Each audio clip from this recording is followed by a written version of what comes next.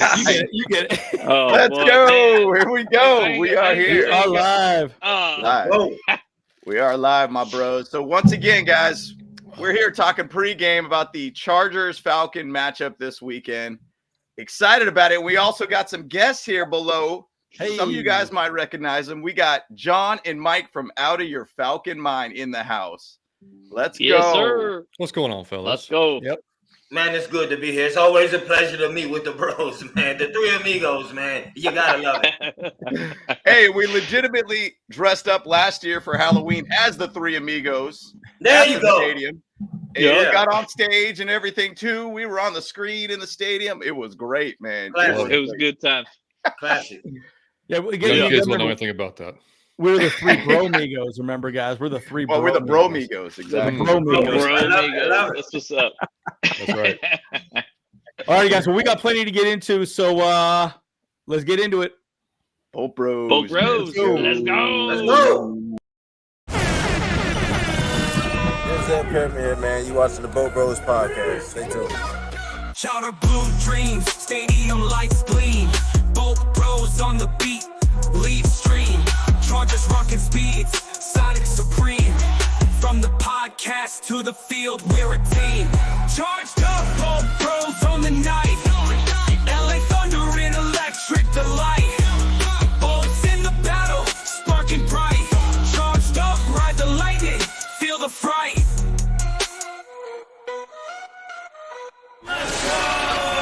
Let's go. Alrighty, What the alrighty. hell intro, man? What have y'all done to the intro? Yo, to have James catching that pass was the fucking golden. That was awesome. y'all gotta- I have not seen that. That was my No, first time me seeing that. too. But that was awesome. Damn.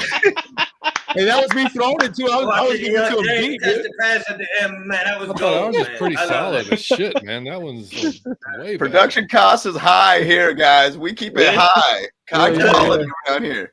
And that was, yes, a Uh, bad pass by Andrew, dude. I had to dig for that one, dude. That was Whatever, bro. He That was, did- he had to stop and wait. You're supposed to put it out in front of the man so he can keep running. come on. Come on, right here. This nigga right here. Right, for come that one a on. little bit. He had to come back for that one a little bit. No big deal. I It's all love it. I good. love Yeah. it. I need a warm on my Hey. arm. I'm getting old. You know what I mean? It's one of those things. Hey, you pull a hammy on backing up on that there? I'm telling you, man. He had to stop his whole momentum. Yeah. So we already got a super chat from Aether. Having Falcon for dinner meal. Oh, man. He man. come on the Oh, I love it. snap. Yeah. So, man, to the whole squad who's Oh, yeah. My, No my doubt. froze. Oh, my Mike froze. on. Oh, there we There go. you go. Oh, There you go. oh no, Will. so, man, what He's- day is like Valentine's Day, so it's like the day after, because the bros are supposed to be here and they didn't come. I So, know. I know. We, I we- know. we should be having Thanksgiving dinner with you guys. you know, That's we right. get the teddy bear like the day after Valentine's. There's the next best thing, all right? It's to be on the Ball Bros podcast. But we were all supposed to be in Atlanta right now, digging that up and living it up. They couldn't make it. So we on the podcast, next best thing. You gotta love it. No Yeah. doubt, man. We love collabing right. with you guys too. It was funny. Kyle pointed out that Andrew and I, when we go to games together, we have lost those games. And we ironically, That is true. That is true. ironically, both of those games was the Ravens and the Cardinals. So we're 0-2 Oh, being at teams that are oh. bird-based. So Ooh. it's a good thing we're not at this game. You know, Good choice not to come. Yeah, good Yeah. choice not to come. So you said, no, you gotta get on a Superstition. plane right now. Yeah. oh yeah, we can make it. We can make it, no problem. Yeah. Get on a plane right now. We good. Yeah, but no, we'll stay here. We'll stay here. I'll stay here in Arizona. Hey. I don't want to be in 30-degree weather that you guys are dealing with or out there. We're good. It's 78 out here in Arizona. We're feeling good. Yeah. Well, But on the reverse side is every single time I've gone, we won. So Yeah. that's a good Yeah. point. That's a good point. So, guys, hey guys, in the chat, go ahead and throw your questions out as well. We'll try and get to them as we progress. We may not throw up the question on, but we'll just address the question if you possibly can as well too. But we're still recovering from Quentin Johnson. Hopefully, he has a bounce back game. I know he's been dropping some passes and QJ's looked great, by the way. I don't know if you look at statistic-wise, QJ's been incredible. He's been a great wide receiver. It's one of the best bounce-back years for any wide receiver. I think he was ranked like top 10, something like that as well. You know, touchdowns and all the above. But he had a bad game, so hopefully he can bounce back. You know, so we'll have to see how that plays out. But we got another super chat from Mighty. Every game I've ever been to, we win. I'll be. We got a lucky out there. Mighty. I like it. Yeah, he's I like another. He actually lives out there in Atlanta too. So I was looking forward to meeting him out there too. So yeah, maybe you guys can meet up with him somewhere. Yeah. You need to connect with Mighty. Cool. Mighty's a good dude. He's been on our podcast a lot. So, and by the way, Mighty, we're sorry we're not there. We're sorry we're not there. Yeah. We'll jump you in the parking lot, buddy. And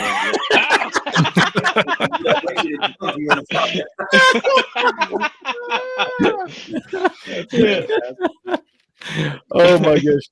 Boy, there's a lot of trash talking going on today, guys. Talking about the stadium for the Falcons too. I heard there's a lot that goes on outside of the stadium that makes you kind of late to the stadium. Like, what are they doing outside of the stadium that keeps people like outside of the stadium and getting late to the game? I mean, do they have a bunch of different events and like little, I don't know, concerts, or like what do they do outside of the stadium before the game? Man, it's tailgating everywhere. I mean, like people bring like full on barbecue. I'm talking about, you know, smokers, you name it, like just massive feast. You can have barbecue, you can have whatever you want, man. It's going to be out there in front of the stadium before the game. But it's so that's you know, people get and they just have a good time out there. And then you go in, and if y'all never been in the bins before, like it is. I mean, like I said, Arthur Blank, I think when we were texting you guys, like he just did too good of a job. Like there's just too many things to do. There's too many things to see inside the stadium. So it's like, you know, you go to Lambeau, like you're going right. There's nothing to do. You go right and sit down in your seat, wait for the game. Like, you know, like in Atlanta, there's so much shit to do. It's like people just like slowly file in. It's like then by the second quarter, they're all in their seats, which sucks because like, you know, you want to be loud when the game starts, but I just, you know, that's what happens here. Man, the food, man, you got Mighty. You got cars, you got music. It's so much happening. Oh man. We got some Star Wars sounds going on from Mike here. Yeah, Mike. Something wrong with your mic. I'm not sure what it is, Mike. Just check the input. Yeah, there you go. Mike on the mic. We're doing it live, dude. We're doing it live. Live. Yeah. Mike says, I fight good. You must be out of your Falcon mind. Oh, Mighty. Mighty. Oh, boy. Here we go. Thank you, Mighty. Fired. That's awesome. That's awesome. Can you guys hear me now, or is it still messed up? Ooh, Still messed up. Still messed up. All right. Hold on. Okay. So the thought is we need more lad. I'll tell you what, he's been amazing for us if we can get him the ball, right? I mean, his degree of separation has been incredible, right? I mean, it's just always open. You know, he's a young Keenan Allen, so we like what we see from him so far. But, yeah. It's a Georgia boy, too. A Georgia boy. Yeah, we wanted him. We wanted to draft him. I think we were texting about it actually, like before the draft. And when y'all got him, I was like, "Son of a bitch!" Like, because that was who we wanted to take in the second round. But you know, did you really? Yeah, that's who we wanted. That's who Mike and I wanted. We wanted to because we need at the time. I don't think we signed Darnell Mooney yet at that time. But regardless, man, like he's ridiculous. Yeah. So he's kind of like y'all are pissed off about Tyler Algier being here, like we're pissed off about Latin. Yeah. So good. Oh, man, it's frustrating. But, yeah, Lad's been a stud for us, and we've been excited to have him. I mean, once again, we lost so many veteran players, Mike Williams, Keenan Allen, all these things, which, once again, Keenan Allen said, hey, it's Chicago or L.A. after this year. That's all I care about. So what if we get Keenan Allen back as a veteran presence? That would be probably pretty well liked for the Chargers fans, hopefully, end his career with the Chargers. So pretty crazy to see that. But, yeah, Lad's been a stud for us and definitely has been our number one, which – to be honest, I don't think you need to put a rookie as a number one wide receiver, which is a problem with our wide receivers for sure. Yeah. So let's see what some of the experts say about the game. Yeah, like Randy Moss. We'll probably still lose on Sunday, buddy. So I just want to be clear about that. Yeah. So let's start the shit talking early. Oh, Mike, your voice sounds crazy still, my friend. Yeah. Just log out and back in all the way together. Yeah, maybe restart it. Yeah. Yeah, give it a shot. He's like, dang it. But it is frustrating when you're live because sometimes like these, you don't know what to do. Like, what do I do differently? You know? Yeah. But y'all hear the background though? It sounds like he's a fucking alien. Like it's it does. Underwater or something. He's got some Star Wars stuff going on here. Even when he's not talking, you're gonna hear it like kind of crispy in the back. Like, what is that? Yep. They're sending transmission out to the aliens and stuff. Yep. Exactly. Oh yeah, there you go. Miguel says he sounds like Chewbacca for sure. Yeah, but you know, there are some rumors that Keenan Allen might be coming back. I think it was Miguel who threw that out there. Yeah, but I could see that, man. I mean, I'm kind of surprised we didn't go out for Mike Williams, though. That was kind of the weird one. I would have thought we tried to get him with his familiarity with Justin Herbert, but maybe he just chose to go. I mean, who knows? Ultimately, it was about money, right? I mean, Chargers let him go because of money. That's all it was. Well, and you know, a little bit selfish because Keenan Allen and Mike Williams both left because of money. You know, and you're like, all right, well, you know, Bosa and Mac both took pay cuts to stay. Yep. You know, and the defense was I'm not even sure if we're statistically number one in the NFL now anymore, but pretty darn close up to these last two games. So we'll see. Yep. Definitely, I think y'all are definitely the top scorer in defense. I know that. Yeah. Miguel says money talks, boys. Well, and so this is what the you know, expert pick. It's like, you know, Is Mike sounding better? Nope. Oh man! Oh man! There, dude. No, Mike. Oh man! No. Maybe if you got some like headphones or some Apple Pods or something like that. All right, he'll be back. Yeah, but again, this is what the experts say, and you know, and look, I think it's a pretty even match, you know. But we are going to go through the statistics on this briefly.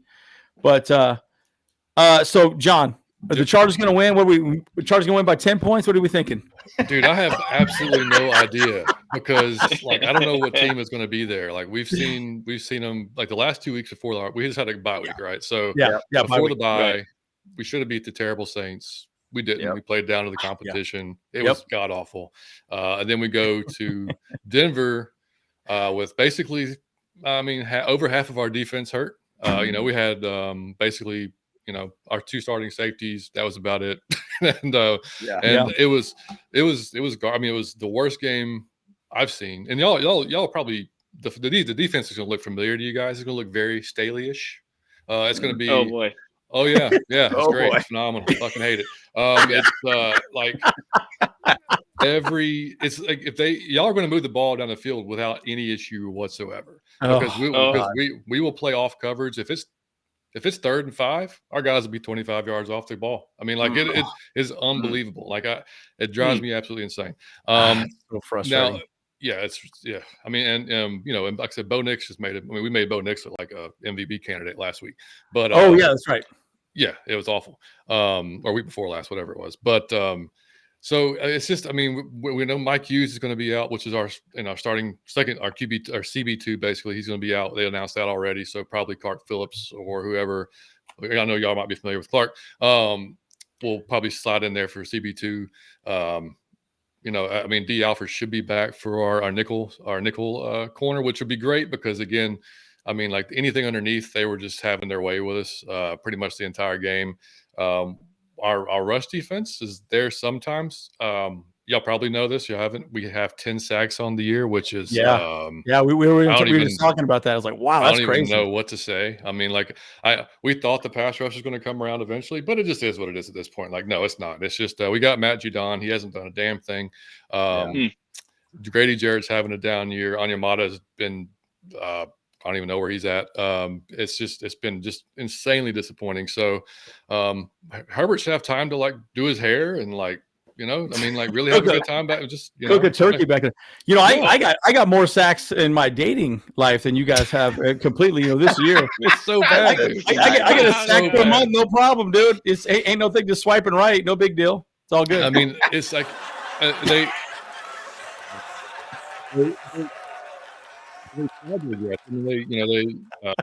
Braylon Trice Our second round Baroro got hurt 3 or 4 weeks ago. So he's been out. So like I said, and Judon hasn't really done much of anything. I mean, so it's just scary to think, I guess, what it would be without him. But it's just been bad, dude. And our back, we have a good back end. You know, Jesse Bates, phenomenal. You know, Simmons, really good. AJ Terrell, good. Our linebackers have barely been healthy. They've been healthy together 2 games this year. So So we'll have Troy Anderson back, which will be huge because he actually can move. He's fast. He can track. You know, if Herbert gets out of the pocket, he can maybe chase him down. Nate Landman's been playing hurt, and my grandmother's slower than he is, faster than he is. So I don't. If he's in coverage, like, God help us. And JD Bird's been coming off a concussion. He's a rookie. You know, Ellis has been great, but he's been playing so many hats. He has a green dot. He's sometimes playing in coverage. His best attribute is rushing the passer, which he's barely got a chance to do because we've just been all over the place. So I don't even, like I said, we could give up 45 or we could score 40. I have no idea. It's just like the team. I have no idea. Yeah. Well, Ethan's got a question for you here. And by the way, I love this little Herbert image right there. That's what I think the navy blue jersey should Navy look on like. navy. This navy color rush, top to nuts to butts. Okay, here we go. So, John, this question's for you, buddy. Let's see. Is your defense Yeah. So first question is your defense only 10 sacks all season. What is the key to pressure in Herbert? Second, what key to stop Ladd from taking over? Well, I have no answer for the sacks. I mean, I feel like they've tried everything. We've done stunts, we've done twists, we've blitzed. I mean, the thing is, what's incredibly frustrating about Jimmy Lake and this defense is we'll bring 4 guys a lot, and it doesn't do a damn thing. Ever. So I mean, really. No, and I don't we can't get pressure with our base 4. So why they keep doing it, I have no. My biggest hope is that we went into this off week and was like, man, this is just bad. We cannot keep doing this. We've got to change this up because I mean, if you look at it, when we bring 5, 6 guys, actually it's amazingly enough, you get more pressure and it's tougher on the quarterback, right? Our 4 guys are not good enough to just straight up come at the quarterback. We don't have that. So and it's if we don't bring pressure, it's not, that's so, like I said, as far as the pass rush, I mean, some exotic blitzes maybe would be nice. An occasional safety blitz, an occasional corner blitz, something just to, get the quarterback on the ground. Yeah, something different. To stop Ladd, I have no clue, man. I mean, Alfred's been good. If he gets matched up on a linebacker, even if it's Troy Anderson, it won't matter. Ladd's too quick and shifty he'll beat anybody one-on-one. So, it's going to, to me, it's just going to be a battle of, we're going to want to run the ball. And I would hope at least with Bijan and Tyler. And because Bijan's having a hell of a season. Kirk's been playing well. It's just he's been a little inconsistent too. The slowest quarterback I've seen in a long time. So I know y'all just faced Lamar. So this is the anti-Lamar, right? He's going to stand in the pocket. He's not going to go very far, which is good for us. I think our pass rush should do well. And I will say this two thing, John, too. Secondarily, we're getting a lot of pressure with just rushing 4. So we're actually sitting in zone a lot more. Must be nice. It's been crazy though, but we're getting a lot of pressure with just 4 guys, right? So 2 edge rushers and just 2 in the middle, and they're actually stopping the running game. Now, I will say this: they probably will spy the running back for sure. Whoever's back there, they're going to put a linebacker on that guy, right? Because they know Kirk's not going to run, so they're just going to say, "Okay, you stick on, Bijan or whoever's in there." Mm-hmm. Yeah, I mean, that's going to be their goal. What we've wanted them to do all year long is really focus on that, and just really, and I should say Zach Robinson's done a really good job calling the offense this year. The only thing that's been not great when we've played a top 15 defense, we're 1-4. So he's not great at scheming against really good defensive minds or really good defensive, so far. It's his first year calling plays, so I get it. But we're going to need, our drives are typically scoring drives, 3-4 minutes. We don't take a lot of time off the clock. I mean, it's just we're down there and we score, which is fine. It's great. I mean, I'm not going to, argue about points, but the problem is our defense is, Swiss cheese. So it's y'all are going to go down and it's we're basically a death by 1,000 cuts. So if Herbert wants to take everything underneath all day long, there'll be 5 and 6 yards there all day long. So unless we change something up in the off week, I mean, if we come in and actually play some press and actually stay up on some guys, maybe. But if it's the same old with this defense, it's going to be tough. Yeah, so you're going to get everything you want between it. Now, I will give them this: they do stiffen up in the red zone for the most part. Last couple of weeks have been they've pickups, but they'll let you get anything you want between the 20s, and then within it for whatever reason. Like I said last week, we were, I think it was 3rd and 4 in the red zone, and literally we're playing zone coverage, and they just threw a little underneath screen, and dude walked in. I'm like, what? Yeah, like what do you? And their whole thing is trying to explosives, but dude, you're at the 15-yard line. What the? Yeah. They can't go any further than the end zone. So what are you trying to prevent there? Like, I don't know. So yeah, everybody in Atlanta basically wants Jimmy Lake fired, gone, didn't want him to come back to this week. Yep. He hasn't really endured himself to the fan base at all so far. But yeah, so like let's see how it sound, Mike. Mike, you sounding good. Oh, you sound better now. Thank God. Out of all days to do this to me, the Bolt Bros damn power died on the laptop. All types of things are happening right now. I don't even know what we're talking about. Jesus Christ. No, we're talking about injuries right now. So we're taling about injuries. So injuries, about the team a little bit too. But yeah, man, we got a lot going on right now. Yeah, let's lad is all I just kind of went off on a rant. Man, I don't care if I don't care if the Chargers have Jerry Rice. Okay, you stand no chance on Sunday, buddy. You stand no chance. Okay, we on fire. Hey, literally, the team is on fire. Exactly, it's burning down. But he's on fire. Two totally different perspectives right here. It's great. I'll throw out one stat that I was looking at for you guys statistically, and this is kind of one thing that I'm going to pay attention, and it kind of coincides a lot to what John was talking about. When you have the flat open, the out route, whatever it might be, it's always open, and you got 4, 5, 6 yards basically kind of run around.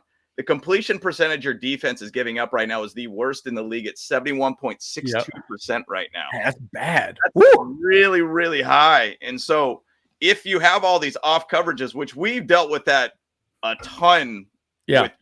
We call him BS, not Brandon Staley anymore, because he was BS all day. It was just awful to watch, dude. You're like, why are you off this dude 4 or 5 yards, giving him space, let him run? Every time. It's stupid. Like, just try to be a little aggressive. Like, please. A little bit. Please. Like, just something. Don't get mad, get glad. Or lad, dude. That's right. Don't get mad, get lad. Yeah. And we always talk about how our teams are so alike. You know, it's like it's funny. We were looking at, I was looking at stats. We both teams have 25 touchdowns.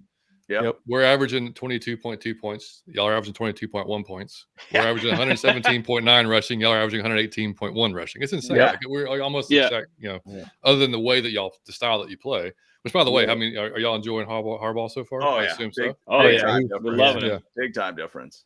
Well, sure. And the one thing, too, we said that this team was kind of being shifted to the West Coast Ravens. And right now, based upon the stats, we might be the West Coast Falcons. We chose the Falcon bird versus the Raven right now. So we're trying to figure that all out. But Mike, did you have something else you wanted to pop in on, chat on? Man, you're lashing out. You know, it's whole like quoting stats about it. You're lashing out. Dude, I got to interrupt. Mike and I haven't recorded since the Broncos game. We took Mike was out of town, so we have a lot of pent up anger. I can imagine. Confusion. There's a lot going on right now. Yeah. But sorry, Mike, go ahead, buddy. No, because here's what I was gonna say about John. I was agreeing is like, you don't know, the team had a chance to put it in concrete who they were. Yeah. And every time that we grab the concrete and we say, man, put it in stone, that they just throw it around and they make a pottery dish, a cute pottery dish instead of a statue, like a manly statue. It's a bowl.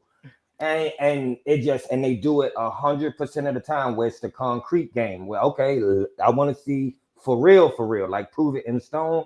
100% of those games, you just be like, what the fuck? What is that? Because I want to talk shit, but every time I talk shit, you smack my hand. You smack my hand every time I get confident. You smack my hand, so it's like I don't know what to think, man. So, but I'm gonna talk shit blindly because this is who I am as a person. But I'm not confident at all. I don't know who this is. That's crazy. We'll see what happens with what you're saying. I don't know. I'm like a blind man watching a football game. I don't know, man. I'm just listening. Stevie Wonder over here. I like it. Yeah. I'm legally blind. Well, we got a super chat from Chargers are the same. The Chargers can look really good on Sundays. Yep. And look really bad on other Sundays. I don't know who the Chargers are. It's weird. You know, and I'll say the one thing too, and I was kind of looking at like what the Falcons, who the Falcons have beat and who they've lost to. You know, and there's only like one team. Obviously, you had that one game against the Eagles where basically Saquon Barkley dropping that pass, and then you guys had that dramatic come from behind. I was thinking, whoa, Kirk Cousins actually got a come from behind win, and he's solid. Crazy thing that I saw is that Kirk Cousins actually is like top 3 in come from behind wins in the NFL, which is wild because I swear that has not been the case in the narrative I've known about Kirk Cousins. But with the Chargers, we just haven't beat good teams, period. Ravens, Chiefs, Steelers. I mean, we lose to these teams. Cardinals, you could even throw that out there too. Like, we just have Cardinals not figured out. Team, though. Cardinals they surprised us, to be honest. And bottom line, we can't beat the good teams, and we're kind of at that same point where I feel like every time that we've come together to talk, we always are like, well, we really don't know who our teams are. Who's going to be the one that's going to screw up less, kind of thing. Like, that's all it really is. It's really strange, but. So James, we got the super chat from Aether. He's been here for a while. So poll prediction: Chargers defense bounced back, 6 sacks, 21 pressures. Wow, 3 turnovers. Oh my God. Well, I will say this: Bosa had 8 pressures last game. 5-hour energy. Everybody just take a couple 5-hour energies before you get out there. Let's go. I'm telling you. Yep. Well, so let's go through the actual injuries on the Chargers side, and then you guys can talk about the Falcons. That's fair. Sound fair to you guys? Yeah. So it sounds like we got J.K. Dobbins, Gilman's out, which is crazy. And guys, check this out. If you watch my video, we did just sign another safety. Marcus May, I think, is actually going to be activated for this game. He was on. So AJ Finley got scooped up off of our waiver wire to the Seacocks, by the way, another bird team. And so basically, since he was signed up, we scooped up Marcus May from the Dolphins. The Dolphins took a chance and released him. Guy has started 11 games this season, 31-year-old veteran. He's probably going to be there as a safety. They'll probably also elevate Tony Jefferson, I would assume, this week. Actually, I'm not even sure. I haven't even checked. But Cam Hart's out, which is a bummer because he's been playing great as a rookie. And then Denzel Perriman. So I don't know. Other thoughts on that as well, and then we'll pass to the Falcons on the injuries. Well, Deion Henley did announce that he's going to be playing this game. It just said it was more of a calf tightness that he had too. So he already said, I'm going to play. It was just they were kind of precautionary for him, more or less. But Khalil Mack coming back full. We had him on a snap count last week, and he was pretty hot about that. He did not like he was not happy. Snap count at all. Not having Denzel Perriman, who's our Swiss Army knife to the linebacking core, is a big, big miss for us. That guy's a thumper. He's an absolute Swiss Army knife to this defense, and not having him out there has changed the way this defense looks like all around in aggressiveness. J.K. Dobbins being out, that really throws things off a little bit more to where we're just probably going to be putting a lot more. Well, Gus Edwards, I don't think has really been as good as a number 1, in my opinion. He's been kind of looking a little off this season. I think it's going to be a high dose of Kamani Vidal, who was our 4th round pick, I believe, this year too. So he's kind of reminds me a lot of like a Ray Rice kind of running back, kind of smaller, stout kind of back, can catch the pass, can do really good in between the line too for running. So we'll see kind of where it's at from that point. But Kyle, you got any little tidbits or anything on the injury report or anything like that you want to throw out there? Sure, man. I mean, like, I'm looking at a lot of our players. Like, I mean, obviously we have a bunch of players on IR too, but players that you guys, none of us have really seen out there. Like, we really wish that Brandon Rice could actually be available now, because we need to get someone out there that can catch some balls besides Quentin Johnston. So, and we also got Simi Fehoko on IR. So he's kind of a clutch catch out there, But I think the bigger person that's on IR right now that's really putting us in a bad spot is Asante Samuel, because his backup Cam Hart is also out, so I don't even know who's going to be our corner on that side. So it's like, all right, I guess we'll figure something else there, So could be Tarheeb still for sure, be out there. Tarheeb? Yeah, and then we have Fulton, so we'll be all right. I mean, but it does suck because Hart was a very physical cornerback.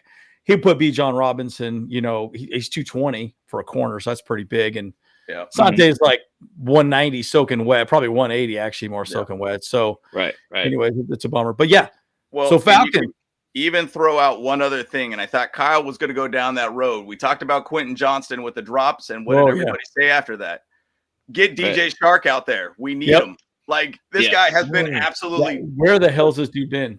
Ghosted this team or something. I don't know where he's at. Like, he was on the IR for a bit, and then they just haven't even played him at all. I think he's had one snap so far on the field that we've seen.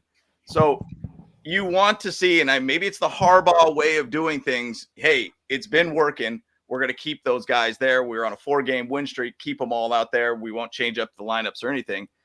Well, Quentin Johnston drops 5 passes that should have been caught, or 5. All 5. All 5. You would think that you would put in DJ Shark at this point and integrate him into this game. So that's one thing I'm definitely going to keep an eye out for, this wide receiving core for this game. So yeah, one last thought, and then we'll pass the Falcons. But Out of Your Falcon Mind. By the way, follow them, guys. Out of Your Falcon Minds, great podcast. Please follow them. They are awesome. We came up in the podcasting game together with you guys. Sure. Hey, I think actually we were I know y'all were like our first collaboration that we ever did, and we're like the first show. We're like, damn, this was like too easy. This was so like it was so cool. Like it worked out so well. We're the same guys. We're just different. This is different teams. We're the same guys. So yeah, that's right. Yeah, but one other thing, Eli Apple was also put on injured reserve as well too. That's why we got Marcus May. So Eli Apple is on IR.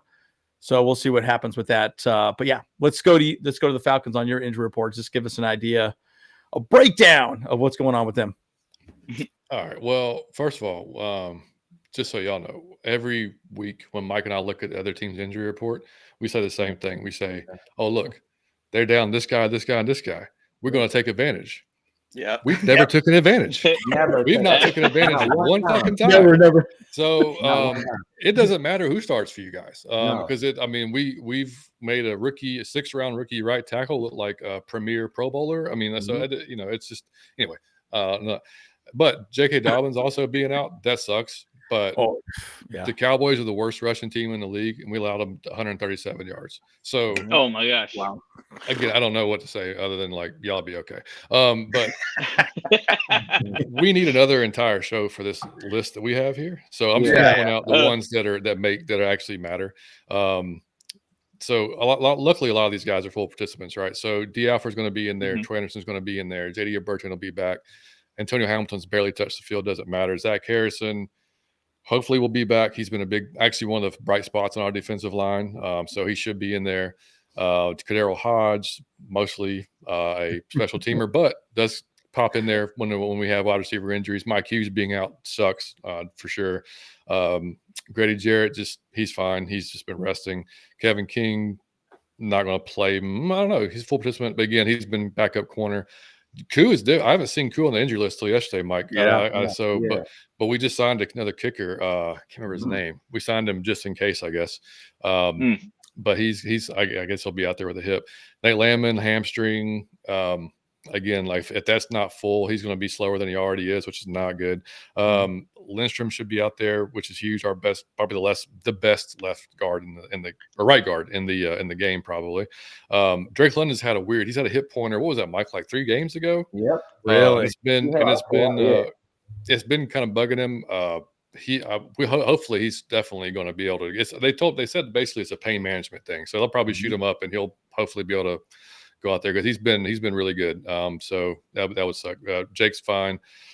McClellan doesn't matter. Caleb McGarry, he'll get owned by whoever's over there, Nick Bosa or Khalil Mack. He has a real bad habit of anybody with speed. McGarry can't really handle all that well. Really? So he can run block his ass off, but if you're going to ask him to sit back and protect, he's done. Now I shouldn't say he's done better this year, but man, like if it's a speed rusher, he's going to have issues.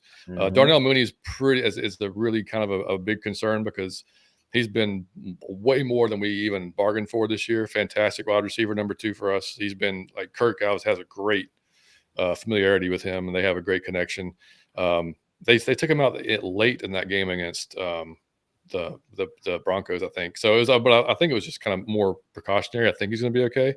But yeah, Onyemata, like I said, I mean, he's been not great anyway, so who knows? And then Casey Washington, our last wide receiver on the roster. And then Charlie Warner, believe it or not, huge guy on our offense because of his run blocking. When he was the 49ers, he was outside of Little, who's also on the team. I mean, he's definitely one of the better, if not one of the best tight end, run blocking tight ends in the game. And we use him a lot in the run game. So, and he's out there just clearing the path for whoever, Bijan or Tyler. So, but yeah, that's our entire list of guys. Yeah. That's a big list. Isn't it wild when you come from a bye week and you sit there and you look at the whole list and you're like, man, what have these guys been doing in the bye week? Like, hit that ice bath, son. Like, get up there, man. Come on. Just like people heard after a bye week, but that's hard. Jeez. Yeah. Right. I mean, they make the club in the tub, you know. Yeah, sure. And they just kept dropping, man. Like that Saints game and the Broncos game, we're like, okay, we just got to get to the bye week and like pray to God these guys get some rest because it was getting worse and worse. So, I mean, luckily the offense is mostly healthy. I mean, a lot of those guys were defensive guys. You know, I mean, it was that are questionable. So, I got a question for man, everybody up here. I got a real question that I was curious of, right? Kirk Cousins was statistically, I believe he was like the best in the sport at play action, right? Yep. And then he came to us and they don't do play action at all. Why is that, you think? Yeah. Yeah, that's a little weird. It's weird that they did that. And once again, I know, and I was going to ask you guys a little bit about it too, the concern of basically Kirk Cousins coming over after the Achilles injury. Like, to me, I view that almost your mobility is probably going to decrease at that point because you get a little nervous about it. Think about what happened with Aaron Rodgers with the Jets. Like, I feel like his mobility's been a little bit off, but I've never really looked at Kirk Cousins as like the highest mobile guy. But, you know, Achilles injuries are rough, man. I mean, they were rough.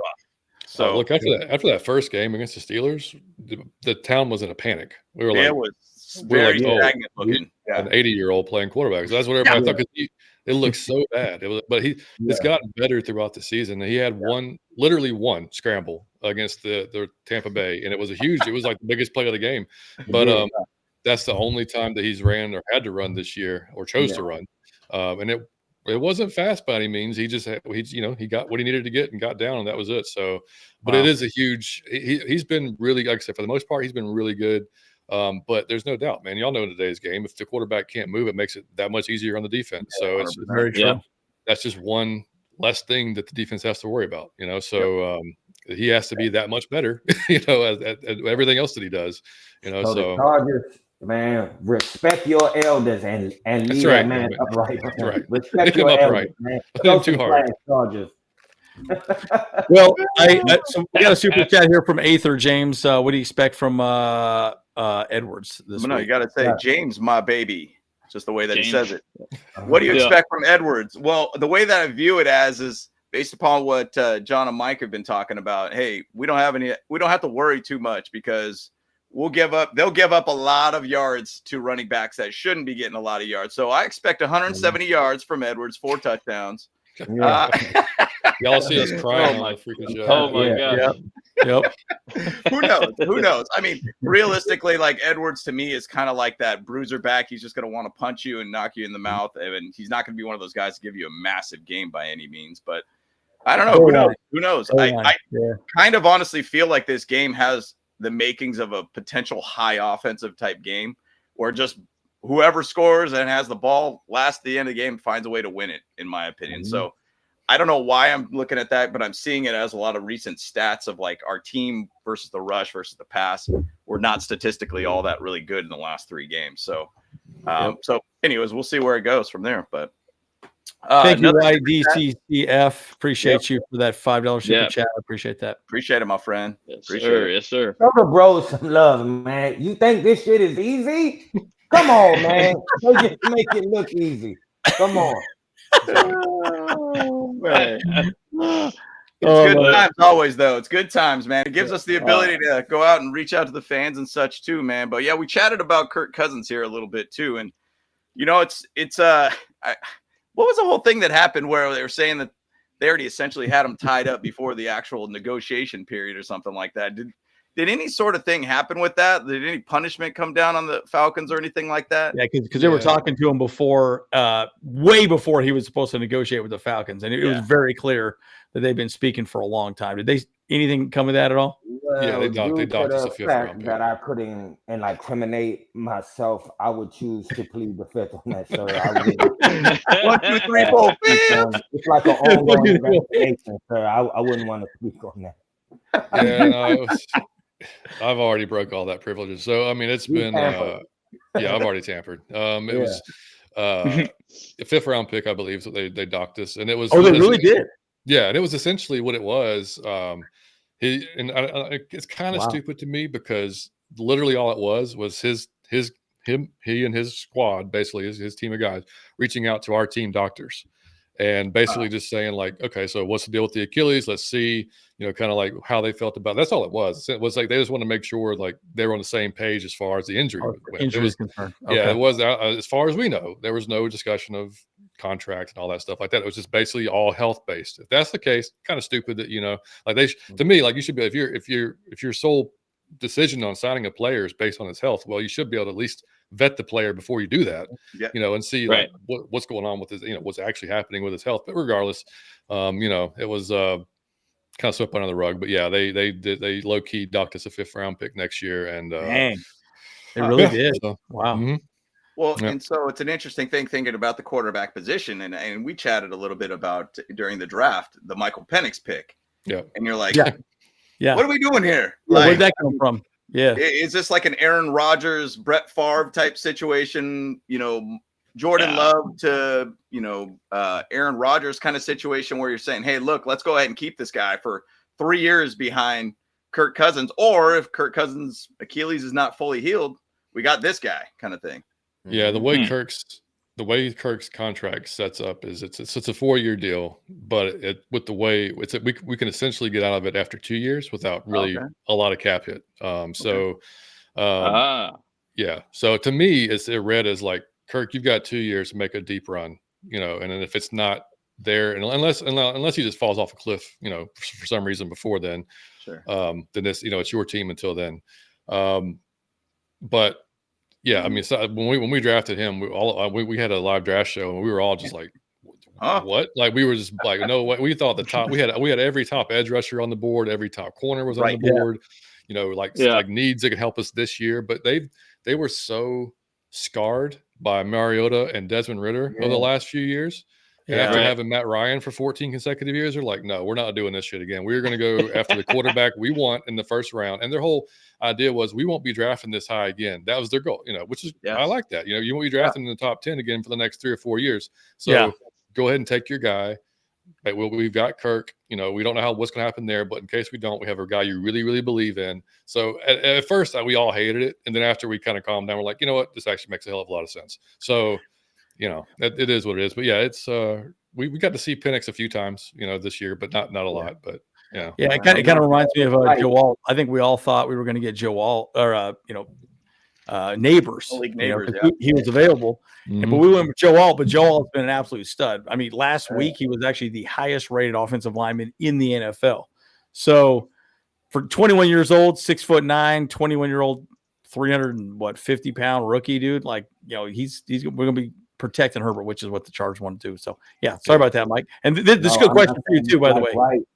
I'm not saying it's like right, but like the young mistress at the office, man, they got the wife like cooking a little more, she cleaning a little better. I'm not saying it's right. But it is damn sure motivating, right? Yeah. It is motivating.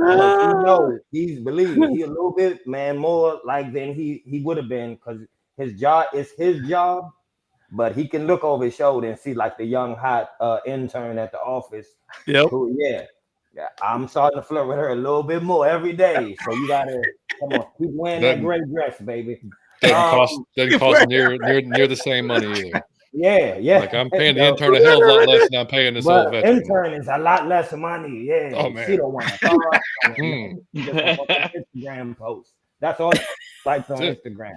It's real easy to please her, right? The key for victory to me, I'm gonna be honest, is I always go with the attitude of the team, because you took 2 losses and in a bye week, so you stuck in like the energy of an L. Yeah, that you should have won, and you've been in that for like a month almost, right? can you get out of it, man? Like, and then you play at like a different time slot. All that's playing in, and I want to see how your attitude is. If it's come on, let's bounce back, we're a good team, and we shouldn't be losing these fucking games, or if it's let's just try our best and give our best effort, and we all get like cookies at the end because it's the holiday season and like everyone's a winner. I don't want none of that shit. No, Come out ready to play football because it's a short window for football and it's almost over. Don't fuck me on this one, boys. All right, because I gotta talk shit all year for a short period. So you gotta give me shit in this short period to talk shit for a year, baby, and you haven't done it yet. So I need you to come out and play ball with an attitude that says we mad and we feel like champions who aren't playing up to our potential. If you come out with that, I'm gonna just do my best shit, man, that'll show on the field, and we will lose. So, hey, Mike, it kind of depends on what cookies they get afterwards, though. Like I'm thinking a good snickerdoodle, you know. Hey, you know what? Maybe, yeah. But like, man, I just want to see a gritty attitude from my team, like a football attitude. Yeah. And I don't see that all the time from them. Yeah. Right. Yeah, but you got a running back, though. You got two running backs. Remember, I'm still pissed about Tyler Algier, dude. That guy is a beast. And, he was a converted linebacker at BYU. He was a linebacker, and then they made him into a running back. And, that guy could never be tackled. He was just stiff-arming people left and right. I just love watching him play. So, but you got Bijan Robinson, a two-headed monster. So tell us a little about the running game. Because I think that's where we're a little concerned with you guys. I kind of wish we could let Tyler rush the passer right now, to be honest. I don't know about that. There you go. Put him back as a linebacker. There we go.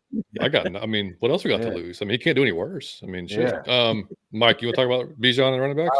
Well, here's what I say, man. To his point, man, Bijan is amazing. I will never take that away from him. I think he is amazing because he can break one at any time. But the guy, to me, that is like overlooked in all this is Tyler. To me, I think he's just as good, just in like a boring way. I don't know if that makes sense. He's not going to break it all and do a juke and hop over something. He's not going to do none of that. But he'll run straight up through your teeth for 9 yards. So it'll be like a 9-yard gain the same, but he's just gonna run it straight through your two front teeth. So I just admire him for that. And I don't know how you stop that if you on the D, because it's two speed changes and you can't get used to it. He's gonna try to juke you out your shoes. If you start doing that shit with him, he's gonna run it straight through you. So I love the way they use one, like salt and pepper. I just don't really like when they just leaning on one, and they tend to start doing that more because he is murdering, right? And you kind of got to do that, but it's going more to him and more to him and more to him, and you seeing Tyler less and less and less. So when like they balance it out, to me, it's just unstoppable. It's like right and like left hand punches. It's like you can't do nothing with that. Yeah. Well, hopefully our linebackers' wish this year is that they don't ask for their two front teeth. That Tyler takes us out. We've had one game. Sorry, Dane, let me interrupt you, buddy. No, you're good. We've had one game that it's actually panned out how we kind of thought it might pan out. Where with the Panthers, I mean, you had Bijan just going off, and then the fourth quarter, these guys are tired, they're beat up. Now you got a pissed off at Tyler Algier coming at you and just getting chunks of yards. And like we thought like that's the recipe for us. Like run the ball, control the clock, 100%. pass Kirk, pass when you need to, but that doesn't have to be the focal point of the offense. And use Bijan in the screens. Tyler can catch the ball good out of the backfield as well. And just don't try to, because for 3 years we saw Arthur Smith try to outthink everybody in the building, including himself. So we're like, Zach, dude, just call what works. And I know, and like that to be that difficult, like just eat the clock up, let's score. Because that's the way our defense plays, it puts so much pressure on our offense, which unfairly, like they have to almost go out there and damn near score every drive. It feels like from a fan's perspective, it's like if we don't score on this drive, oh God, like our defense is going to give it up on the next drive. And before you know it, we're down by 14 or 17, and the run game has to be abandoned. And now we're having to throw the ball, and it just gets thrown out of proportion. So like, that's what happened against the Broncos. I thought we abandoned their game plan way too early. We stopped running the ball. We started throwing like nonstop. So that's been the biggest thing. But Bijan has, like Mike said, he's had a hell of a year. And so they do, he's around 20 to 25 touches a game, probably with running and catching. So he's and I think he's third or fourth, maybe third, I think, in the yards after contact. Like he didn't. Both of them don't go down. I mean, like they're not on the first touch at least. I mean, you have to really get them on their first hit for sure. Yeah, well, we got some trade proposals. We want Kyle Pitts. The other one is we want to trade Bijan Robinson for Gus Edwards. I don't think that's a very fair trade. But, we can talk about Kyle now. I'm open to Kyle. I'm open to Kyle.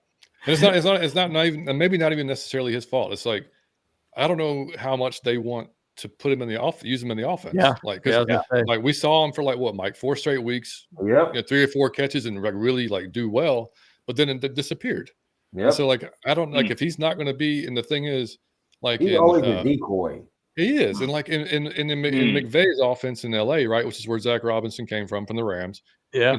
I mean, like that tight end is not a huge part of that offense. Like Higbee wasn't. I mean, he's good, but he wasn't like a focal point in that offense. You know, we got number 4 draft pick Kyle Pitts. You know, this unicorns. You know, we all thought, well, you know, and in fairness, he's an insanely athletic tight end. But we don't use him like so. You know, I know it wasn't these guys that drafted him, but you know, we have to make a decision at this year. We keep him for the 5th year. Do we go ahead and you know, trade him? You know, and I at this point we're in such need of defensive players. I'm all about open. I'm open for a trade. Yeah. Well, and I was going to bring up one thing too about Bijan Robinson and Tyler Algier. Like, so statistically, last 3 games, the Chargers have given up 151 yards on the ground, and those are against a lot of running backs outside of Derrick Henry. You had Pollard with the Titans, and then also basically Joe Burrow and what's his name, Brown, I think, the other running back for the Bengals. Bengals, Chase Brown. I mean, we've been getting torched on the ground, so it's like for whatever reason we're just getting destroyed on the ground, and that's where I'm like, if you guys play that game where you just run the ball on us, have that 1-2 combo, I swear you guys are going to probably do and be able to really truly control this game to your advantage, and that's where I get a little worried about this because that is an elite running back that we're going to go against. And Derrick Henry had a field day with us last week. So, Henry's a whole field day with everybody. Though. He's a whole different animal. Yeah. Yep. But I think we got crayon time coming over here, though. Andrew, get that crayon out. Yep. Yeah. Well, we do have a Pablo. Out of your Falcon mind. We appreciate you. So let me hide that real quick. And then, thank you, Pablo. I appreciate you, Pablo. Thank you, buddy. Thank you, buddy. Pablo. Thank you, buddy. Always nice. Always nice. Pablo's awesome. So, I mean, and again, so we can talk more about the stats here. Talk us a little about your offense and defense, kind of what you thought. I know we've been talking quite a bit about it, but, 25th ain't the best, defensively, you're definitely giving up a lot of points. But look at this, though. 3rd down conversion, 30. Yeah. Woo. Not good. Ass. Yes. Pure ass. But that's my point earlier. Dude, that's what I'm saying. 3rd and 4, 3rd and 5. Okay, playoff. Like there's no aggression whatsoever. Like I don't like that is the perfect stat for that, because it's just like, what do y'all mean? What doesn't even make any sense. What's crazy is our 4th down conversion rate on offense. We're 14 of 19. Which is like they are not afraid to go for it, and they're not afraid to go for it. Even if it's like in our own territory or midfield, like they'll still like. I'm like, all right, y'all, I got that confidence. Let's go. And then I mean, it's worked out more than not. So okay, cool. But the defense, the defense is what sticks out. And then we have the ability to be, I think, with our offense, we have the ability to be a top 10 offense. But yards per game, we are, I guess, technically in yards per play, but in points where it matters, we're not. I mean, we had the first game against the Saints. We won that game. We didn't score an offensive touchdown. Yeah. Oh, really? Are you serious? Yep. The special team scored both touchdowns, and we had a few field goals. Oh, yep. Wow. So it's just like that's what I say. The difference, guys, is for like the past 2 years, when we talk shit, we really didn't feel it in our soul when we were saying it. Was just But here, if we lose it, like we do think like we can win the game, like we can score some points here, or we can stop somebody, or we could get a turnover. Like we feel the shit talking, like genuinely this year. So we are really confident in the team, but then sometimes the confidence is misplaced, and you just like, dog, I was so confident of what you showed just last week, and then they do something totally different. But then the delusion kicks in. I think right to back to being out of your Falcon mind. Fuck it. Hey man, we're gonna score 42 points. We're going to the Super Bowl. We're gonna go on a run. And then we go right back to it, buddy. Yeah, but it does seem like you guys are losing. You're struggling to find an identity, right? Like even on both sides of the ball. Perfect. Yeah, because you're not seeing. I mean, because that's mid on everything, right? Or lower, right? And so you're kind of like, well, what are we doing? So you got to wonder if that's a coaching staff just kind of rethinking things, overthinking things that and just kind of like, let's throw it on the wall and see what sticks, right? And that just doesn't work in the NFL. You got to have an identity. You have to have a focus. You ever seen a pretty girl on Tuesday and then you see her again and you say, oh, well, no, I thought she was look better than that. Then you see her again. Oh, she is pretty. Then you see her again. No, she's just kind of cute. And you don't know. It depends on the outfit. It depends on the hairstyle. It depends on the weather, the way the sun shines on. It depends on everything about it. Just depends. And that's what it is. It just depends, man. It just, you never know who you're looking at, man. If she changed her clothes, hey, maybe. Maybe. I mean, you're looking at good on Sunday against the Chargers. Don't lose to the Bros. Don't lose to the Bros. We should have a bet going. We should have a bet. We should have a nice wager. Don't lose to the Bros. Don't do that. That's scary. I couldn't bet anything that I actually cared about because there's no. I couldn't be that committed about it.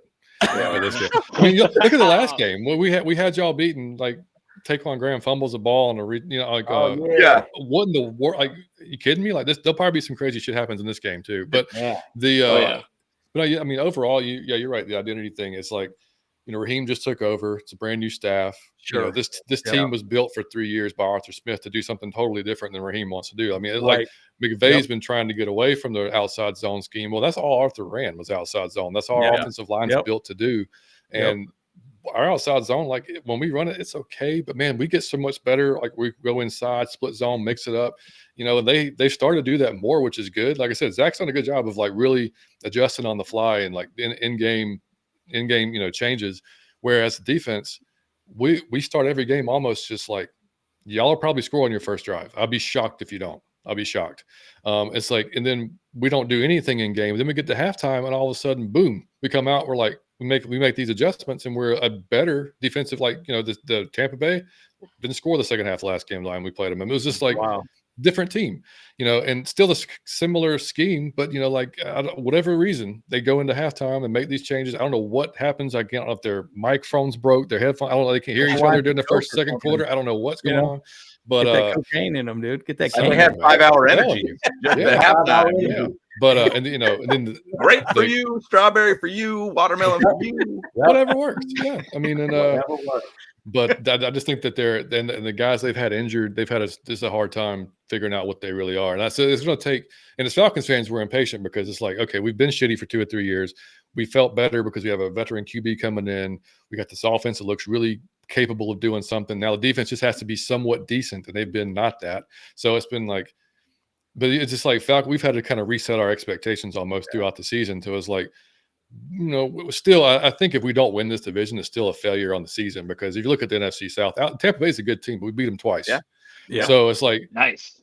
Yeah, I mean, if we should, we're staying, and we basically have to win 3 of our last 6 games, essentially, and hope that Tampa Bay, like if Tampa Bay wins 11 and we win 10, well, they're obviously going to win. But if we have the same record, we'll have the tiebreaker, we'll get in. So I don't know that we'll go past the first round, but I just think it's important for those young guys to get that experience this year in the playoffs because we haven't had it in so long. So it'd just be fun to have a game at the bench. How about he played the Chargers in the Super Bowl, John? Let's go. Oh, we got to go to the Super Bowl. Chargers Super Bowl in New Orleans. In New Orleans, In New Orleans, Atlanta. That'd be wild. How cool would that be, man? That's the last time that Harbaugh was in the Super Bowl in New Orleans. That was true. The Harbaugh Bowl, Super Bowl. The power went out. Yep. Power went out. And we live stream it. Fuck the Manning cast. It's the Bros, right? Yes. Do it, and it's viral, and we all get rich and famous. Come on, let's go. That's right. Let's go. Somebody buy in. I like that idea. I like that idea. Well, this is one. I'll just throw one little video. This is Justin Herbert. The one thing that's nice, he's been injured all season to begin with, foot problems. Then he had, ankle injury, all this and that. he's running the ball now. So I would expect us a little more running with him just because I think number 27 right here is going to be out. So again, this is just quarterback sneak. He gets a touchy right here. Mm-hmm. This is the side of Herbert that you see, obviously, man, emotion. Let's Ladidi McConkey. And look at this. I mean, he's quick, man. I mean, Herbert can run the ball, you know. Hold that ball. Hold that ball, too. He hold it like a baby. I'll tell you what. He ran it the whole way. Like, what is he doing? Why is he still holding it like that? What's going on with that? He had a fumble last week, you know? Oh, okay. And I will say that. You fumbled in practice or you fumbled in the game and they told you about it? Yeah, that's like when you're in Little League or whatever and you learn something new and you just want to prove that you learned it. That's all. I learned something new this week. I learned it. Yeah, exactly. This has been a big evolution of what Justin Herbert has been this year. I mean, we know that he could throw the ball like crazy and he's got crazy accuracy, great arm strength, everything like that. But he's been a lot more mobile as a quarterback this year. And which is something that I've been saying for a very long time that we need to start doing that. Get him out there. Like if you go back and I always refer back to the Oregon days when he was in the Rose Bowl against Wisconsin, he won that game based upon him running the ball. I mean, he has the ability to move. And so that could be a big part of this game that you're going to see the mobile Herbert. Turbo Herbo is what I like to call him. Turbo Herbo. He's out there just running around having a field day in middle of the field or whatnot. He's got to get better at sliding, though. That's his thing. He's got to get better at sliding. But let me ask y'all this a little bit more.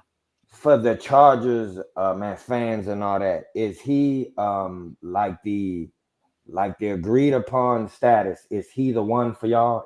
Or is that still up in the air? Like if there are Kirk, he'll play good, and then like half of us be like he too old, he need to get benched. If you split it, because they'll say, well, I'm glad he's here, and then half of us be like, I want to start Penix. Is he for y'all? Is it agreed upon he is the future? Or is it like half the stands be like, I want him out? No. Everybody loves him. Everybody loves him. Everybody loves him. Okay. Yeah, he's our guy. I mean, I just think he don't get talked about like that. He don't You're right, though. He doesn't. A lot of people like Acho rips on him all the time. Actually, Acho's been coming around a little bit with him now. He don't get the talk he deserves, man. Never. No year, ever. And I think part of it's because he's kind of quiet, right? He's not one of those guys that's very flamboyant. You know, he's pretty quiet.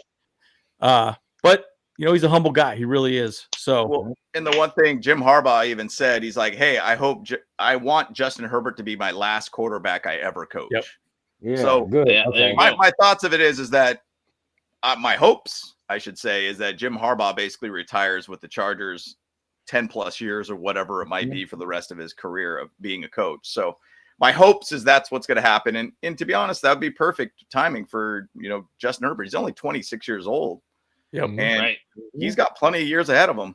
Like plenty of years ahead of him. And hopefully we can find a way to get to a dang Super Bowl and win one, Yeah. So James, that guy talked to us, says he's going to win 15 MVPs. I was like, yo, 15 MVPs. I'm like, whoa, okay. And it's this dude that goes in the Chargers chat groups and he says these crazy elaborate things of like, Justin Herbert's going to win 10 Super Bowls, 15 MVPs. And I'm like, wait a minute, he's been in the league for like 5 years already. This is kind of unrealistic. Like, yo, bro. I mean, he's not going to get an MVP this year, but whatever. It's he says all these crazy things, and we met him on the bus, ironically, and I was like, "Oh my gosh, that's the dude! That's the dude that does those posts. He's a real guy. I thought he was AI or something." Yeah, there you go. Yeah, he was on the spectrum, I think, a little bit. He was a little spectrum, dude. Hey, he was on the spectrum. He was on the spectrum, There ain't nothing wrong with having that delusional confidence, man. Yeah. Oh, lots of confidence. He got lots of confidence. He was talking smack. He was like, "Hey, Patrick Mahomes is overrated. He's not that good." And I was like, "Okay, he's won a lot of championships. He's doing fine." I mean, this is great. All right, brother. Yeah. Well, we love you guys, man, because we say the same shit on our podcast. We haven't got canceled yet, so like it's awesome. Yeah. I love it. He touching the tism. That's right. He got a little tism in him, dude. Yeah. He got that tism. But I think Kamani Vidal, he's set to have a big game. Nice thing is, he's back. He was hurt, but lots to talk about with Kamani. I think, to me, I kind of see him as an Austin Eckler 2.0, right? He's kind of that same type of guy.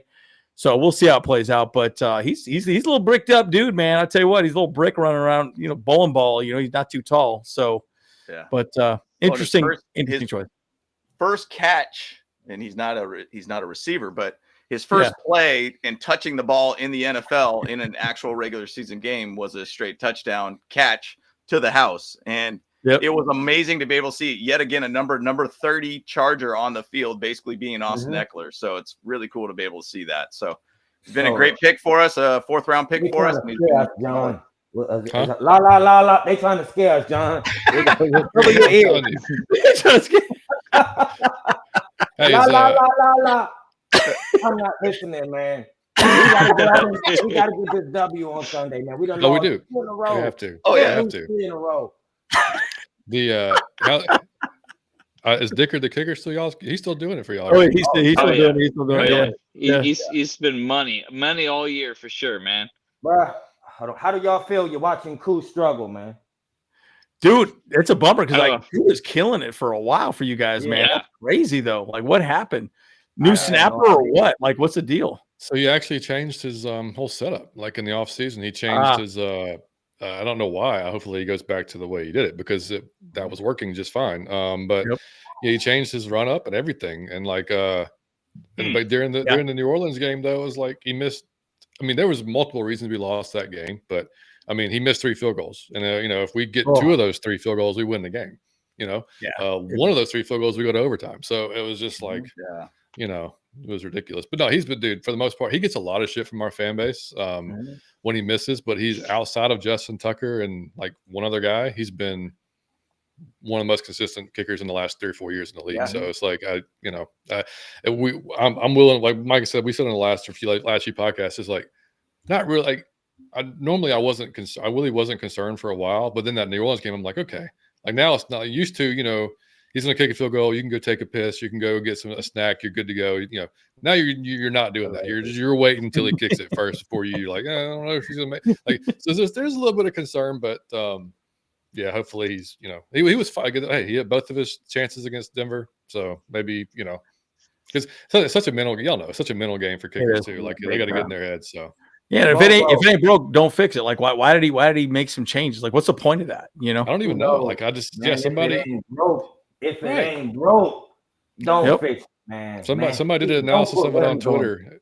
They had last year's to this year, and it was like he was more straight up than he was like, I guess, to the side, or I don't know. I'm not a special team player, kicker, coach, anything. So, but it was just different, So I just didn't. I don't know why you would have changed it. Bros, so listen, man, it's stuff that just rattles in my head that I hold for y'all. Okay, it just I hold it aside when they get on. I stick it into place, and I say I gotta wait for the bros. So just humor me, just humor me, man, one by one. Okay, look, that's just humor. Kyle, we going with you first, buddy. Just humor me. All right. What's up, man? I'm gonna say 3 Chargers names. Okay, you're gonna put a Charger in the Hall of Fame. He gonna be forever enshrined. And then you're gonna cut one. He will have like never played for the Chargers. His stats, everything will be white. And then you're gonna take one and stick him on the team this year. So you're gonna have to put the 3 Chargers in 3 places. It's gonna be Hall of Fame, cut. He didn't never play for y'all, and you got one that's on the team this year. Who you putting where? Here we go. Here go your 3. We going Gates. We're going Antonio Gates is one. And then you got LT, and then you got Leslie O'Neal. Oh, you're putting one in the Hall of Fame. You're putting one on the team this year, and you wiping one from Charger history forever. That's tough. Antonio Gates, LT, Leslie O'Neal. I can give you that right now, pretty easy. Man. Well, you have to keep LT. He's got a Hall of Fame him. Hall of Fame, LT. Sure. Hall of Fame. Yep. Yeah. And then I would say, man, it would between Lorenzo O'Neal, man. No, it was Leslie O'Neal. Leslie O'Neal. Yeah, but still, he's such a critical player to the team. But I guess you would have to cut him because you still got to keep Gates, man. So you keep him, Gates, for the team, and you cut Leslie. Yeah, cut Leslie. Yeah, but I don't know what I would do. Yep. I don't know if you're gonna get like all the year that you had without Leslie though. So I don't know. Yeah, You're gonna get jumped at the stadium, guaranteed. Yeah. Yeah, right. So, I feel like Miguel's right though. That's a trap answer right there. Question. the whole game is a trap. It's out of your Yeah. Drew, here we go, buddy. Here we go, Drew.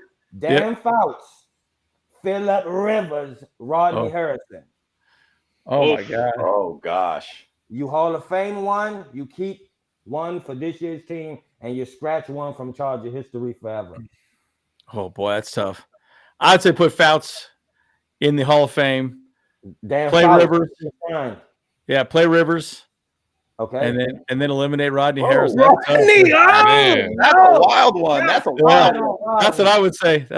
Wow. Shots fired on James. Come on, James. Reel it in. I don't even know about that one. I love Phil, though, dude. I love me some Phil, dude. The bolo ties, like the crazy things he said. He was so entertaining, dude. He was so entertaining. Come on now. I love it. James. Wow. Junior Seau, Keenan Allen, Marion Butts. Where we going? Oof. Marion Butts was the man, dude. Yeah, Natron Means, you know he would pick Natron Means, dude. That's it. Yeah. I mean, having number 55 out there is always awesome to watch. So you got to say he's got to be Hall of Fame. Yeah. No. I'm going to actually put him on the team right now because I would like to be able to have another thumper in our defense. Oh, all right. So I need that. Keenan Allen, let's go with him. I'd like to have him back on the team now because we need a veteran wide receiver for sure.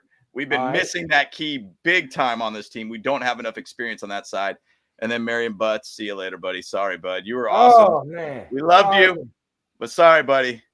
Gotta let you go. You gotta love it, man. Gotta let you go. Gotta let you go. Bro, hey, dog, I did not, whoever is a Charger fan, I did not, hey, you take it up with them. I didn't touch them. I just invented the game. I didn't participate, okay? I didn't ask nobody. I love it, though. Yep. Yeah, we're probably going to get jumped next time these fans see us. I'll tell you what. No, that ain't good. That ain't elbow good. drop. Rodney Harrison now. Yep. Yeah, but we got our stats up here right now. So, I guess we are still number one right now. So that's pretty good. Okay, let's get the crayon out. Let's see. We got the blue. We got to do the blue. Look at this, boys. Woo! So I think this will be big to see what we do against the Falcons. I'm really curious about this because you guys got a good offense, man. You guys know what you're doing. So yeah. Well, like I said, this game could easily become a very high offensive based game, in my opinion. I just feel like what we've been doing recently, like offensively, giving up about 151 yards last 3 games on the ground. We've basically been giving up about 225 yards through the air, which isn't like the greatest number, but it's not like a high. It's about mid kind of right now, but Atlanta's been giving up 268 yards in the air too, which is the 4th worst in the NFL. Yep. So true. I feel like it could potentially be kind of a high offense type game where our defense just don't show up. I mean, early game for a West Coast team, sometimes you're a little sleepy. You're trying to get out there and trying to figure it out. And sometimes you stumble out of the gates. And it's going to be an interesting one, guys. It's going to be an interesting one. Yeah, I do. Trashing us because they have never been. How many shows have we done with the Bros? They have never had all these stats and all these. They are trashing us right now. They are prepared. It's so easy. We have like walked into an ambush. Like we've done it to ourselves. We've done it to ourselves. Graphics and shit. What did we walk into here, man? They have never No, Mike, we would never do that to you, brother. We would never do that to you. I fully blame Jimmy Lake, James Lake. I loved it. They got the check mark. They did not have this the last time for us, man. No. But they was waiting on us, John. It's not even their fault, though. Like they're just showing facts. That's the sad thing. Yeah, they ain't making shit up. It's just all real. Yeah. Unbelievable. Oh my God, we keep it real on the Bull Bros podcast, dude. Because it's equal team. That's why it should be a really, really good game. It really should be. It should be. Game. Yeah, well, it should be.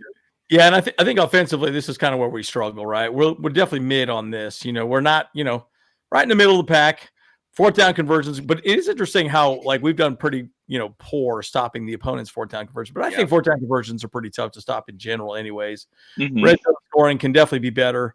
I mean, that's still pretty good though. Yeah, TDs per game. So I don't know. Again, like I said, it'd be real interesting to see. I mean, this is going to be one of those games where you never know. And you guys are coming off a bye, right? I've always thought coming off a bye could be a good thing or it could be a bad thing. How historically do you guys do coming off a bye? You guys come off sleepy, just a little rusty. How does Falcons usually perform off a bye?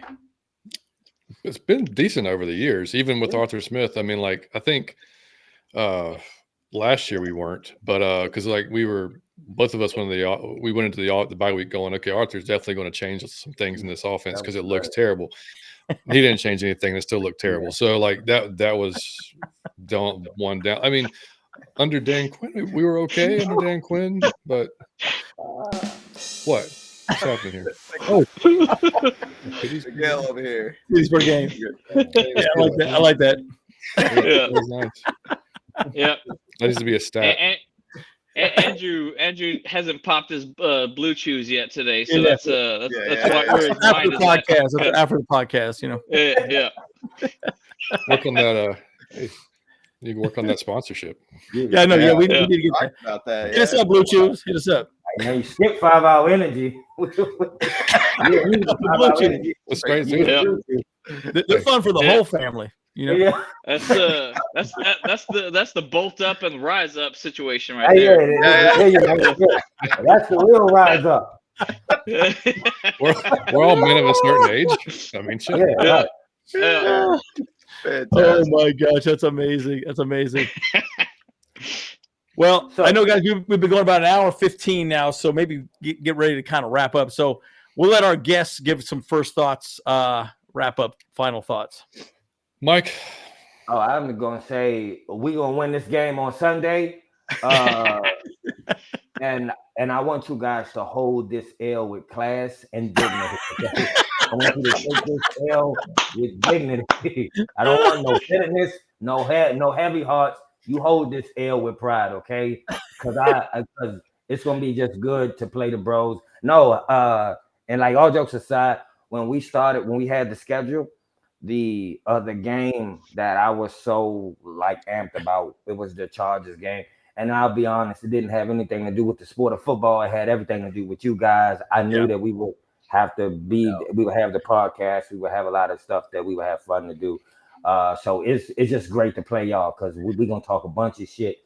And it don't even matter who wins. Even though I would like to win, if I have to lose to anybody in the NFL, I would love for it to be the Bros team, right? If anybody I want to win who ain't us, it would be the Chargers. But on Sunday, it will be no friendly energy between me and the three Bros. Oh no, it will be hatred for 3 hours on Sunday, and then the guys will go back to being Bros. But no, man, it just it was a really exciting game for the whole year for me to wait on, and I think it's a good measuring stick for y'all and us.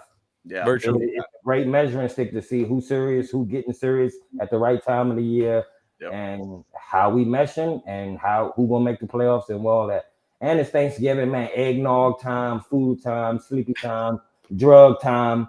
Just a lot of cool things happening. So I'm excited and I'm ready for a good game on Sunday.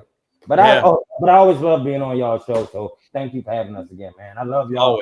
Always, man. Always open invite all the time. Yeah. Yeah. Even when we don't play each other, we just need to do like at least one or two shows a year, just for the hell of it. Yeah. 100%.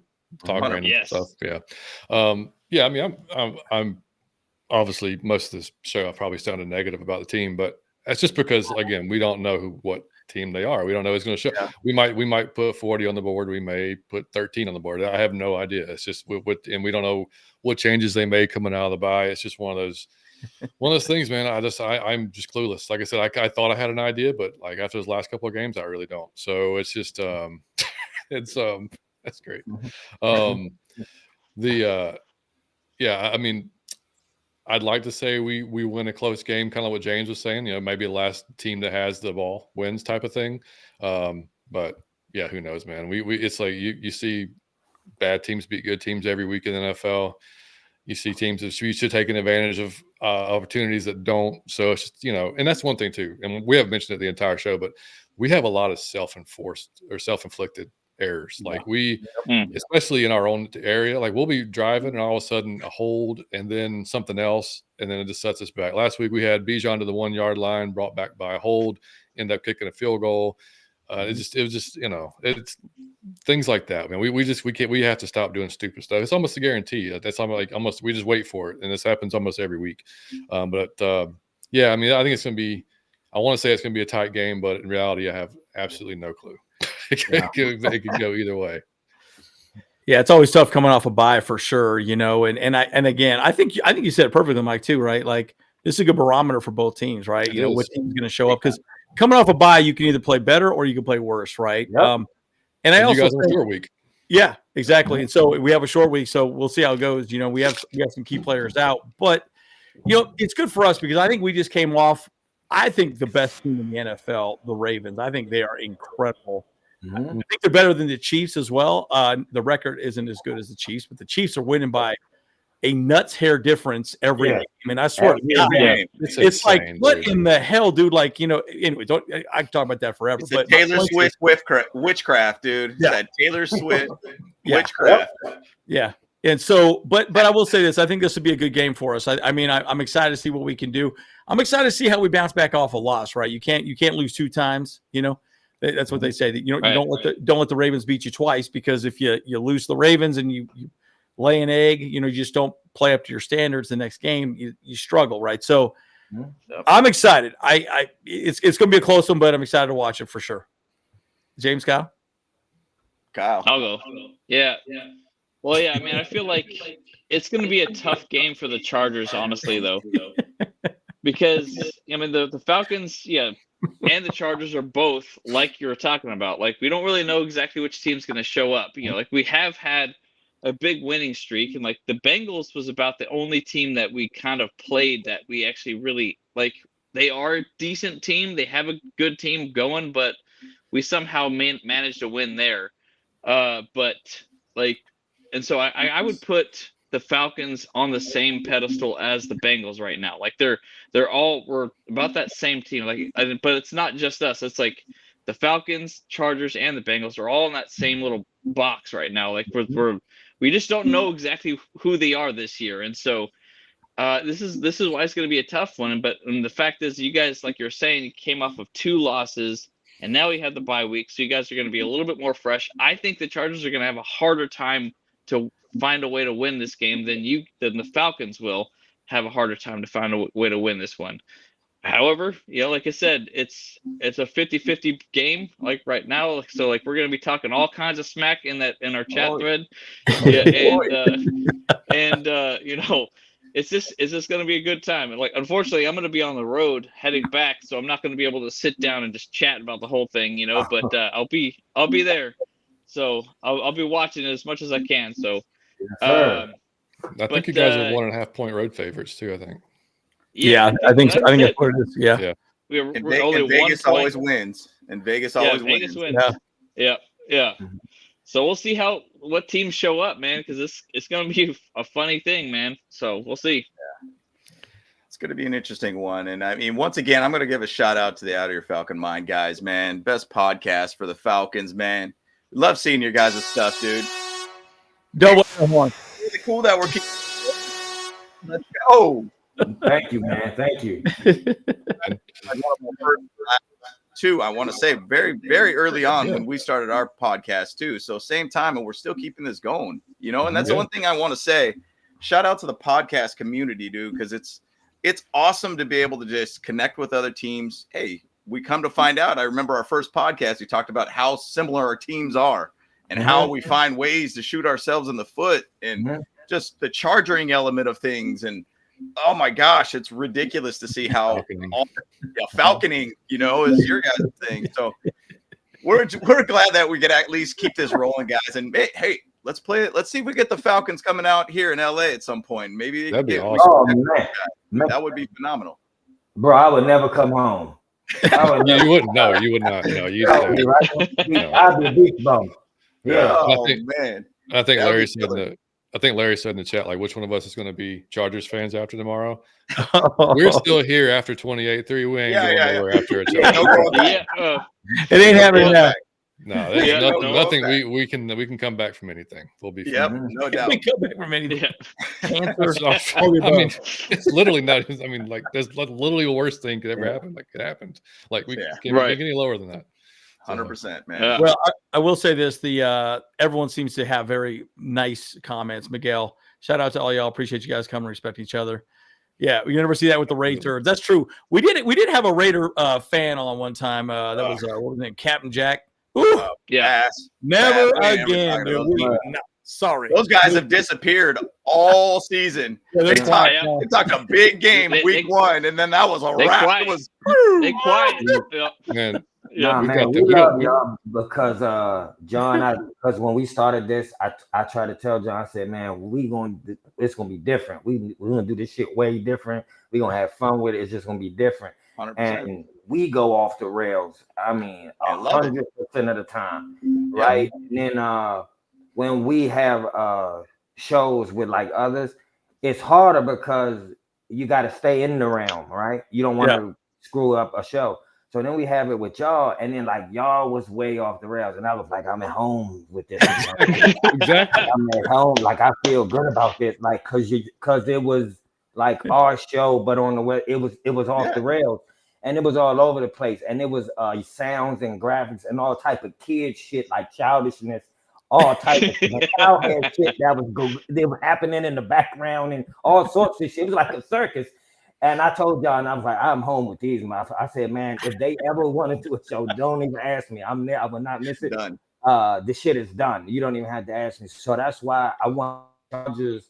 I hope that y'all see the difference in them and the competition, because there is no. It's the bros and then it's everybody else. Like the show is just in a whole nother box. So I don't want to say it's like better than whoever else is. It's not comparable.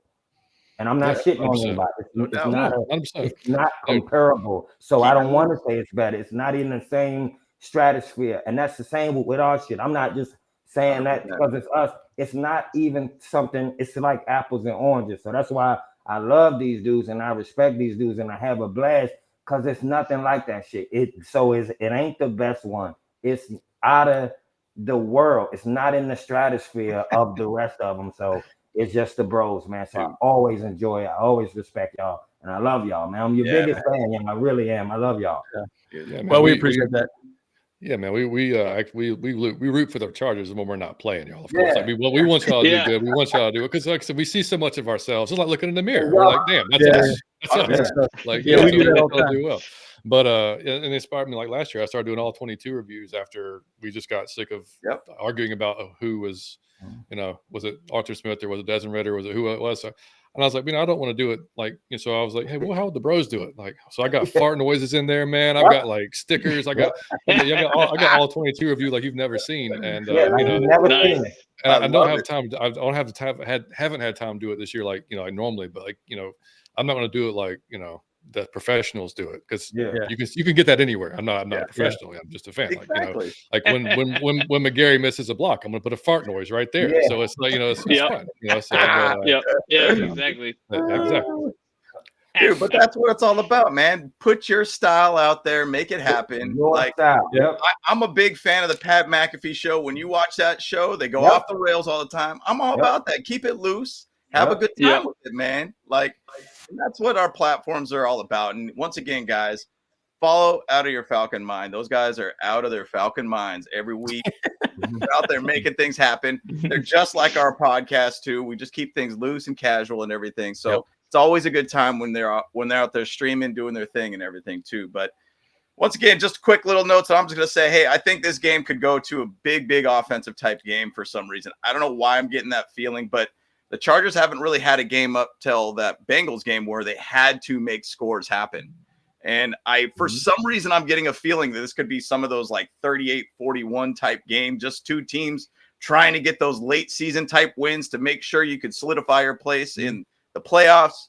Chargers need to win about 3 games to get to the playoffs at this point. And they have 6 games that could be a little tough. We just need to find a way to basically get out a win this weekend. Sorry, bros. Sorry out of your Falcon mind. We need to get this dub too, just as much as you guys do. But that's where I think that's where both these teams, I think, are going to be playing really, really hard in this game because they need to come out with this win. We come off a short week. You guys come off a bye week. It's going to be a big, big game. So once again, I'm looking forward to this game. It's going to be a good one. I'm going to tell you right now, if y'all win and it helps us to not be in the playoffs, I will never speak to you guys again. I will never forgive you. I will hold you personally accountable like you did it. I'm gonna be so broken, especially if y'all make the playoffs and we go on the backslide. I'm gonna hold it personally against all three. I'm gonna be so mad because we need this W, man. You know though, like I agree. Not the. I'll still be friends, but like the if we lose this game, like it's for us, like it, like with what. But like I mean, morale wise, it'll be terrible. But for what we have left, though, we have the Giants with Tommy DeVito or whatever his name is. We got the Raiders with Aiden O'Connell, which I mean, the Raiders actually, they should have won that game yesterday. But we got the Raiders, we got the Panthers at the end of the season. I know they've been looking better, but we've got 3 really winnable games, and then we've got you guys, and we've got the Vikings the very next week in Minnesota, which is not going to be easy either. So it's like, I mean, I don't know. It's just we could technically lose this game and our season's still okay, but it would be a lot easier, And blame ourselves for not beating the freaking Saints when we should have, because that should have been a win. But whatever. Well, guys, we should definitely be there. And it's unfortunate that the timing was just so poor. I mean, but you know what? We are going to go to a game together one of these days, guys. This will happen 100%. For sure. So. And what are we thinking? Maybe Chargers, Falcons, Super Bowl rematch this year. We'll see what happens. Super Bowl! Let's go! Oh boy, that would just be insane, dude. Yes. So that'd be crazy. That would be amazing. That. All right, guys. Well, we're the Bolt Bros. We'll see you guys in the next one. See you guys, Bolt Bros. Let's go. Hey, what's up? Cameron Dick here, watching Bolt Bros podcast. Let's go. Charged up, Bolt Bros on the night.